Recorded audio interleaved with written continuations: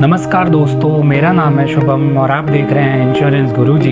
Subscribe कीजिए channel को and bell icon को दबाइए लेटेस्ट वीडियो सबसे पहले देखने के लिए।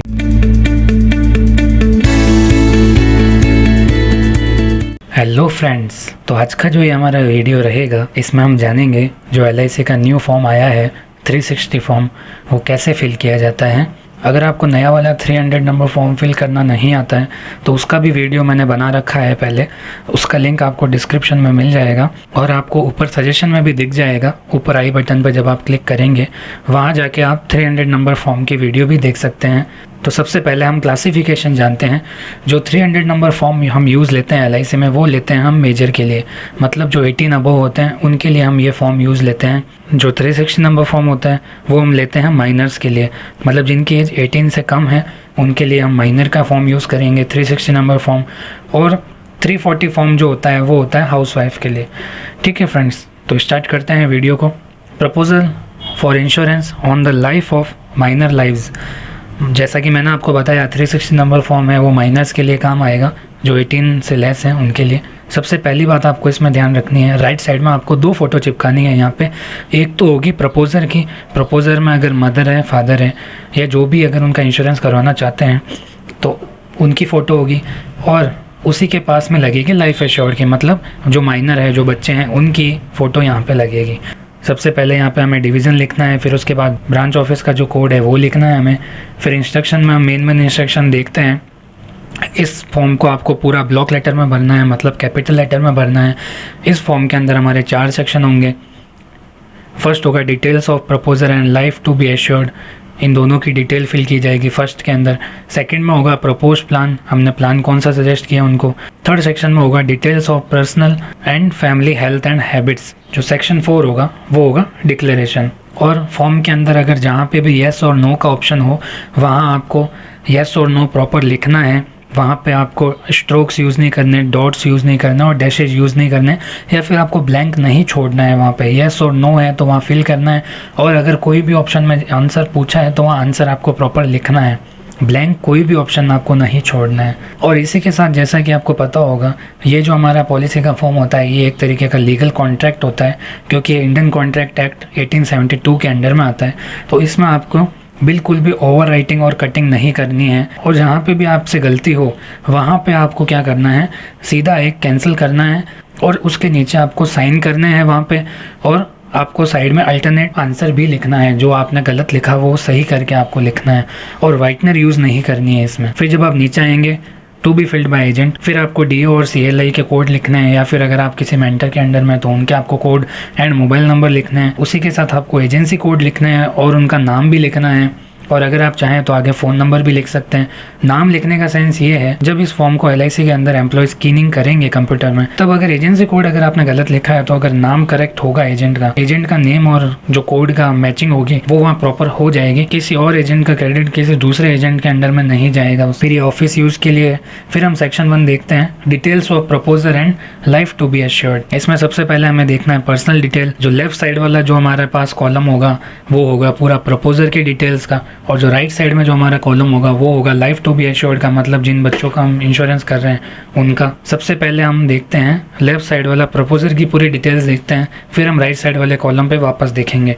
सबसे पहले हम प्रपोजर की डिटेल फिल करेंगे यहाँ पे, उनका name, father name, mother name, उनका क्या जेंडर है, क्या उनका मैरिटल स्टेटस है, उनके स्पाउस का नाम क्या है, डेट ऑफ बर्थ क्या है, एज क्या है, ये सारा हम देखेंगे। प्लेस ऑफ बर्थ क्या है, नेचर ऑफ एज प्रूफ उन्होंने क्या दिया है, जैसे आधार कार्ड है तो आधार कार्ड, नेशनलिटी कौन सी है, सिटीजनशिप कौन सी है, relationship between proposer and life to be assured, मतलब जो बच्चों के लिए ये प्लान ले रहे हैं तो उनके और बच्चों के बीच में क्या रिलेशन है वो यहाँ पे आपको मेंशन करना है। ये वाला सबसे इंपॉर्टेंट है यहाँ पे। फिर जब आप राइट साइड की डिटेल फिल करेंगे तो आपको बच्चों की पूरी डिटेल्स लिखनी है, जैसे बच्चों का क्या नाम है, जैसे यहाँ हमने लिखा है किरण देसाई बच्ची का नाम है। फिर उसके बाद उनके फादर का नेम क्या है, जैसे रमेश देसाई है जो प्रपोजर हैं। फिर उसके बाद उनकी मदर का क्या नाम है, एस कमला, जो प्रपोजर की स्पाउस है। फिर उसके बाद उनका जेंडर क्या है बच्चों का, फिर जैसे वो बच्चे तो सिंगल ही हैं, उनके स्पाउस का नाम तो नॉट एप्लीकेबल। फिर डेट ऑफ बर्थ बच्चों की। इसमें आपको मैं एक चीज़ बताता हूँ, बच्चों के केस में क्या होगा, लास्ट बर्थडे ही काउंट होगा, नियरर बर्थडे काउंट नहीं होता है। लेकिन जब हम बात करेंगे प्रपोजर की, तब वहाँ आपका लास्ट बर्थडे और नियरर बर्थडे के दोनों कॉन्सेप्ट आएंगे। प्लेस ऑफ बर्थ क्या है, नेचर ऑफ एज प्रूफ उन्होंने क्या सबमिट किया है, जैसे बच्चों के बर्थ सर्टिफिकेट है, अगर इसकी जगह अगर उनका आधार कार्ड बना हुआ तो आप आधार कार्ड भी लिख सकते हैं यहाँ पे। फिर नेशनलिटी क्या है, इंडियन। सिटीजनशिप क्या है, इंडियन। फिर जो बच्चा है वो प्रपोजर के क्या लगते हैं, तो यहाँ पर डॉटर लिख दिया। फिर कॉरस्पॉन्डिंग एड्रेस में हमने, जैसे अगर एड्रेस सेम है तो आप दोनों में से किसी एक का एड्रेस लिख सकते हैं। जैसे हमने यहाँ पे प्रपोजर का एड्रेस फिल किया है, और जब लाइफ एश्योर्ड का आया तब हमने यहाँ पे सेम लिख दिया है। फिर उसके बाद जब आप परमानेंट एड्रेस पे जाएंगे तो हमने सेम एज अबव लिख दिया है, क्योंकि जो इनका कॉरस्पॉन्डिंग था वही इनका परमानेंट एड्रेस है। फिर आएगा रेजिडेंशियल स्टेटस, इसमें जैसे वो NRI है या फिर इंडियन है, OCI है, FNI है, वो सारा यहाँ पे आपको मेंशन करना है। जैसे हमारी इंडियन है ये, तो हमने नीचे के जो उनका एड्रेस है वो नॉट एप्लीकेबल लिखा है, क्योंकि एड्रेस अगर ये आउटसाइड ऑफ इंडिया है तभी यहाँ पे शो करना है। KYC एंड PMLA में हमने देखा, जैसे प्रपोजर है वो इनकम टैक्स फिल करते हैं तो यहाँ पे येस और नो आपको मेंशन करना है, येस और नो। फिर इनके पैन कार्ड डिटेल लिख दिया, फिर इनका ID नंबर हमने लिख दिया, आधार कार्ड। फिर हमने ID डिटेल्स में इनका लिख दिया है, प्रूफ ऑफ आइडेंटिटी इन्होंने क्या दिया है वो है आधार कार्ड। फिर ID नंबर इनका क्या है, जो आधार कार्ड की लास्ट 4 डिजिट होगी वही हमारा ID नंबर होगा। फिर उनकी एक्सपायरी डेट होती नहीं है आधार कार्ड में। फिर एड्रेस प्रूफ इन्होंने क्या दिया है वो है आधार कार्ड। फिर ये GST के अंदर में रजिस्टर है या नहीं है तो नो। फिर CKYC नंबर इनका है या नहीं है तो नॉट अवेलेबल। फिर इसी तरीके से जब हम लाइफ एश्योर्ड की ये फिल करेंगे डिटेल्स, तब यहाँ पे इनकम टैक्स वो पे नहीं करते तो नो। फिर पैन डिटेल्स उनकी, क्योंकि वो तो बच्चे हैं, 18 से कम है तो उनकी पैन डिटेल होती नहीं तो नॉट एप्लीकेबल लिख देंगे। प्रूफ ऑफ आइडेंटिटी, बच्चों की प्रूफ ऑफ आइडेंटिटी क्या दी है वो है स्कूल सर्टिफिकेट, या फिर अगर बच्चों का आधार कार्ड बना हुआ है तो आधार कार्ड भी यहाँ पे आप लिख सकते हैं। फिर एड्रेस प्रूफ नॉट एप्लीकेबल, क्योंकि यहाँ पे फादर का एड्रेस प्रूफ दे रखा है हमने तो वही बच्चे का होगा। फिर बच्चे के GST नंबर होते नहीं है और CKYC नंबर होते नहीं है तो नो एंड नॉट अवेलेबल। तो ये बेसिक डिटेल सारी थी जो प्रपोजर की हमने भरी और लाइफ एश्योर्ड की भरी। अब यहाँ से पर्सनल डिटेल और उनका एजुकेशन बैकग्राउंड जो होगा वो लाइफ एश्योर्ड का यहाँ पे हम लिखेंगे सारा। जैसे एजुकेशनल डिटेल्स में हमने लाइफ एश्योर्ड का क्या लिखा है, जैसे फर्स्ट इनमें पूछा है इज़ द चाइल्ड स्टडिंग तो यस, और अगर आपने यस लिखा है तो फिर इनको स्टैंडर्ड और स्कूल का नाम आप यहाँ लिख सकते हैं आगे। और आपको इसी के साथ एक रिपोर्ट कार्ड भी बच्चे का देना है, या फिर जो लास्ट मार्कशीट है वो भी आपको आगे सबमिट करनी है इस फॉर्म के साथ। फिर फोर्थ है occupation of the proposer, proposer का ऑक्यूपेशन क्या है, जैसे फादर है ये उनके तो फादर क्या करते हैं, क्योंकि वो इंश्योरेंस करवा रहे हैं तो उनकी भी हमें फाइनेंशियल स्टेटस उनका जानना पड़ेगा, उनका ऑक्यूपेशन जानना पड़ेगा कि वो कैपेबल है या नहीं है इस इंश्योरेंस का प्रीमियम पे करने के। एजुकेशनल क्वालिफिकेशन में जैसे M.Com लिख दिया। प्रेजेंट ऑक्यूपेशन इनका क्या है, अकाउंट्स मैनेजर है। सोर्स ऑफ इनकम क्या है, सैलरी फ्रॉम एम्प्लॉयमेंट है, इसकी जगह अगर उनका बिजनेस है तो आप बिजनेस भी लिख सकते हैं, सेल्फ लिख सकते हैं। आप नेम ऑफ प्रेजेंट एम्प्लॉयर उनके कौन है, जैसे भारत पावर लिमिटेड है। एग्जैक्ट नेचर ऑफ ड्यूटीज़ उनकी क्या है, जॉब रोल उनका क्या है, accounting and auditing. Length of service उनकी क्या है, कितना साल हुए उनको काम करते हुए तो 10 ईयर्स हो गए। एनुअल इनकम इनकी क्या है तो 24 लाख इनकी एनुअल इनकम है। फिर है अदर डिटेल्स, वो है फर्स्ट पॉइंट इसका है इनका ऑक्यूपेशन है वो हैजार्डियस एक्टिविटी से बिलोंग करता है या नहीं है, या फिर इनकी हॉबीज डेंजरस तो नहीं है तो वो हमें यहाँ पे नो लिख दिया जैसे यहाँ पे। फिर सेकंड पॉइंट है इन पे कोई पुलिस केस तो नहीं चल रहा है या फिर क्रिमिनल ऑफेंस तो नहीं है इन पे, नो है तो नो आपको मेंशन करना है। फिर थर्ड है कोई क्लोज रिलेशन है इनका कोई पॉलिटिकली एक्सपोर्ट्स पर्सन से, तो वो यहाँ पे आपको मेंशन करना है। पॉलिटिकली एक्सपोर्ट्स पर्सन मतलब जो पॉलिटिकल पर्सन जो किसी करप्शन के चार्जेस से या फिर अदर कोई भी ऐसे चार्जेस हैं जिनके कारण कभी उन पे केस हुआ हो या फिर उनका टर्मिनेशन हुआ हो तो उनके अगर कॉन्टैक्ट में है तो फिर यहाँ पे आपको मेंशन करना है। सिक्स्थ है हमारे पास existing insurance of minor life, अगर बच्चों का कोई पहले इंश्योरेंस किया हुआ है तो उसकी हमें यहाँ डिटेल्स फिल करनी है। अगर ये बच्चों का पहला इंश्योरेंस है तो यहाँ पे आपको फिल करने की ज़रूरत नहीं है, नॉट एप्लीकेबल आप लिख सकते हैं पूरे में। फिर जब आप यहाँ नीचे आएंगे तब 11th पॉइंट में आपसे पूछेंगे, और अगर आपने कोई बच्चों की पॉलिसी पहले ली हुई है तो उनकी आपको यहाँ डिटेल फिल करनी है, और उसी के बेसिस पे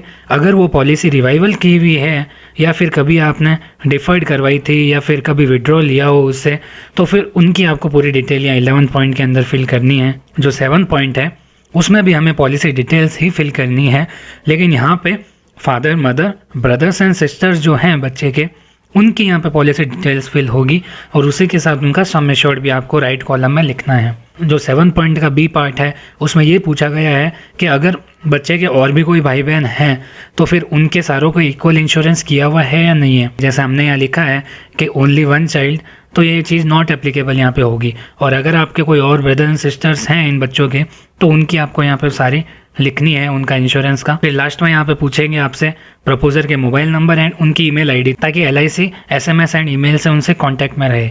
फिर यहाँ पे आपको प्रपोजर के साइन करवाने हैं। फर्स्ट साइन यहाँ पे होंगे प्रपोजर के। फिर है सेक्शन 2 प्रपोज प्लान। हमने कौन सा प्लान उनको दिया है उसके बारे में डिटेल है यहाँ पे पूरी। फर्स्ट है ऑब्जेक्टिव ऑफ इंश्योरेंस। उनका इंश्योरेंस का ऑब्जेक्टिव क्या है वो आपको यहाँ मेंशन करना है। जैसे सेविंग है, रिस्क कवर है, सेविंग एंड रिस्क कवर दोनों है, तो फिर यहाँ दोनों पे आप टिक करना है। फिर उसके बाद आपको प्लान की पूरी डिटेल लिखनी है यहाँ पे। उनका प्लान नंबर कौन सा है, टर्म आपने कितनी दी है उनको। फिर उसके बाद आपको उनके प्रीमियम पेइंग टर्म लिखनी है। फिर आपको सम एश्योर्ड लिखना है। फिर आपको मोड ऑफ प्रीमियम पेमेंट लिखना है कि कौन से मोड में कस्टमर पेमेंट कर रहे हैं। जैसे अगर नेच है, मंथली है, क्वार्टरली है, ईयरली है, तो वो सारा आपको यहाँ पे लिखना है। फिर उसी के साथ आपको पता होगा बच्चों के प्लान में सिर्फ एक ही राइडर होता है, वो है PWB। तो PWB राइडर आपने दिया या नहीं दिया वो आपको यहाँ मेंशन करना है येस और नो से। उसी के साथ अगर पॉलिसी बैक डेट में है तो फिर यहाँ पे आपको येस और नो लिखना है, और अगर येस है तो फिर आपको डेट लिखनी है। फिर भी ऑप्शन है, अगर SSS पॉलिसीज के अकॉर्डिंग ये लिए रखी है, मतलब सैलरी सेविंग स्कीम के अकॉर्डिंग इस पॉलिसी को लिया गया है, तो उसकी आपको डिटेल लिखनी है यहाँ पे पूरी। फिर नीचे यहाँ पे एक लाइन लिखी है, in case of LIC's Jeevan Tarun please fill the respective addendum which is the part of proposal form. If LIC's premium waiver benefit rider is opted, please fill proposal form 300 separately. मतलब अगर आप बच्चों के लिए जीवन तरुण प्लान दे रहे हैं तो उस केस में पॉलिसी के साथ अगर PWB राइडर लिया है तो आपको फॉर्म नंबर 300 अलग से फिल करवाना पड़ेगा प्रपोजर का। थर्ड में है, अगर ये पॉलिसी आधार स्तंभ और आधारशिला के अंडर ली गई है तो यहाँ पे आपको मेंशन करना है। फिर फोर्थ है सेटलमेंट ऑप्शन, जो मैच्योरिटी बेनिफिट मिलेगा और डेथ बेनिफिट मिलेगा, तो वो अगर आप इंस्टॉलमेंट्स में लेना चाहते हो तो यहाँ आपको यस मेंशन करना है, नहीं तो नो मेंशन करना है। फिर फिफ्थ है साइमल्टेनियस प्रपोजल्स। ए में कहा गया है इस फॉर्म के साथ अगर कोई और आपके प्रपोजल LIC में सबमिट हो जो अंडर कंसिडरेशन हो या फिर जो रिवाइवल के लिए गया हुआ हो, तो फिर उसकी आपको यहाँ डिटेल लिखनी है।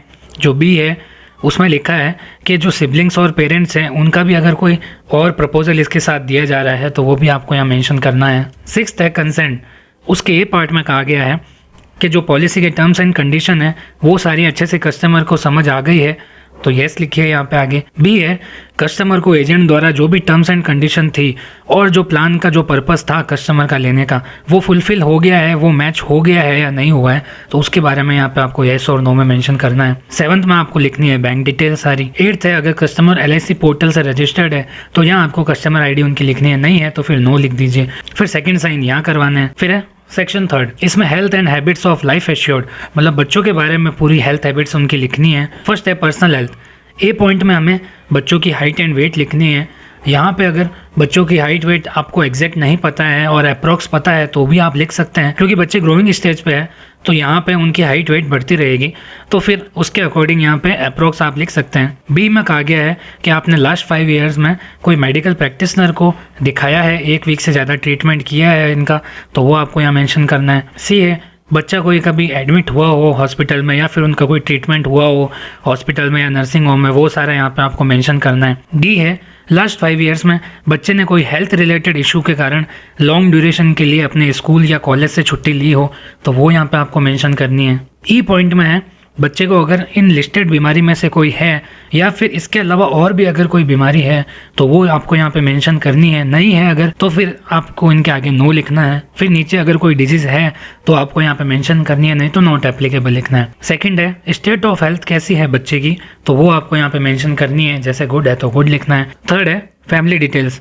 फर्स्ट पार्ट में ये पूछा गया है कि बच्चे के जो क्लोज रिलेशन में है उनके अगर कोई इन लिस्टेड बीमारी में से कोई बीमारी से डेथ हुई हो तो वो आपको यहाँ मेंशन करना है और उनका रिलेशन मेंशन करना है बच्चे के साथ। फिर सेकंड है फैमिली हिस्ट्री। यहाँ पे बच्चे के father mother brother and sisters है उनके बारे में यहाँ पूरी आपको एज और उनकी स्टेट ऑफ हेल्थ लिखनी है, और अगर कोई बच्चे के फादर या मदर की डेथ हो रखी है तो वो भी आपको यहाँ मेंशन करना है, या फिर कोई भाई बहन की डेथ हो रखी है तो वो भी आपको यहाँ मेंशन करना है राइट साइड कॉलम में। फिर यहाँ नीचे प्रपोजर के थर्ड साइन होंगे। फिर आएगा सेक्शन 4 डिक्लेरेशन।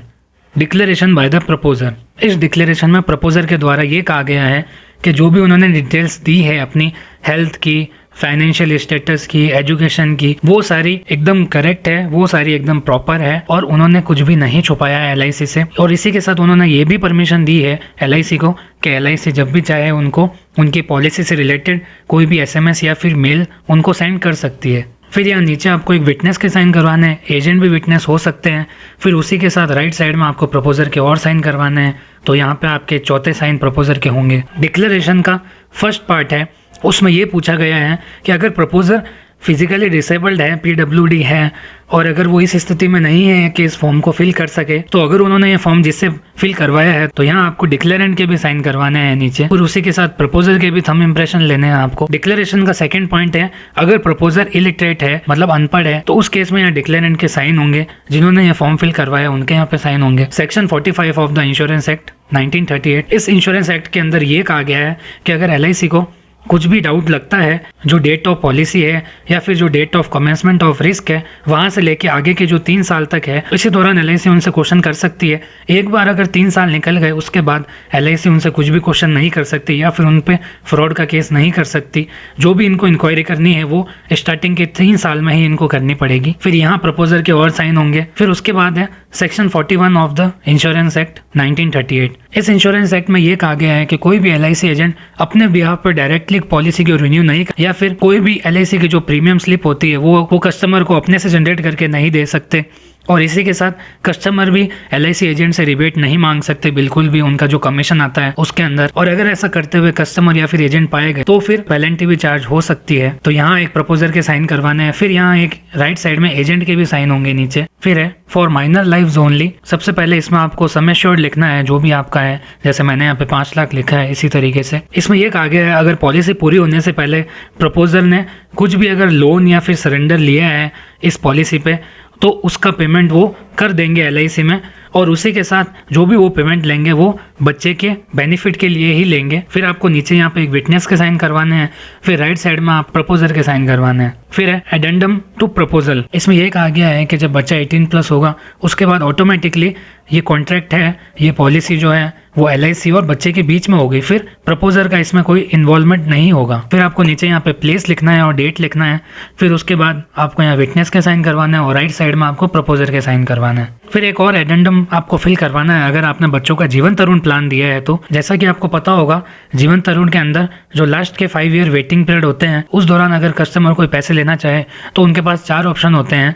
फर्स्ट ऑप्शन होता है कि वो इन 5 साल के दौरान बिल्कुल भी पैसे नहीं लेना चाहते, वो सिर्फ मैच्योरिटी पे ही पैसा लेना चाहते हैं। सेकंड है वो 5% हर साल लेना चाहते हैं। थर्ड ऑप्शन है वो 10% हर साल लेना चाहते हैं। फिर फोर्थ है वो 15% हर साल लेना चाहते हैं। तो अगर इन चारों ऑप्शन में से कस्टमर जो भी सिलेक्ट करते हैं तो आपको यहाँ पे ऊपर फिल करना है। जैसे मैंने यहाँ 1 ऑप्शन चूज़ किया है, तो फिर आपको इसी तरीके से 2, 3, 4 है तो वो आपको यहाँ पे लिखना है। फिर आपको नीचे यहाँ डेट लिखनी है लेफ्ट साइड में, और राइट साइड में आपको यहाँ प्रपोजर के साइन करवाने हैं। फिर एक एडेंडम और है, अगर मैच्योरिटी बेनिफिट सेटलमेंट में लेना चाहते हैं कस्टमर तो उसके लिए आपको यहाँ ये फिल करवाना है। अगर कस्टमर नहीं लेना चाहते तो आगे नो लिख सकते हैं। और ये है अगर डेथ बेनिफिट इंस्टॉलमेंट्स में लेना चाहते हैं कस्टमर तो ये आपको उनसे फिल करवाना है, और नहीं लेना चाहते तो नो लिख सकते हैं आप आगे। और इसी के साथ लास्ट के 2 पेजेस में एजेंट कॉन्फिडेंशियल रिपोर्ट भी होती है, जिसको MHR कहते हैं, मॉरल हैजार्ड रिपोर्ट। वो डॉक्यूमेंट कॉन्फिडेंशियल होते हैं, तो सॉरी उसको मैं यहाँ पे पब्लिश नहीं कर सकता। तो फ्रेंड्स, आशा करता हूँ आपको अब 360 फॉर्म में कुछ भी डाउट नहीं होगा। और फिर भी अगर आपको कोई प्रॉब्लम हो इस फॉर्म में तो मुझे नीचे कमेंट में ज़रूर लिखें, और इस वीडियो को जितना हो सके लाइक एंड शेयर ज़रूर करें, जिससे मेरा मोटिवेशन बना रहे। Okay friends, thank you.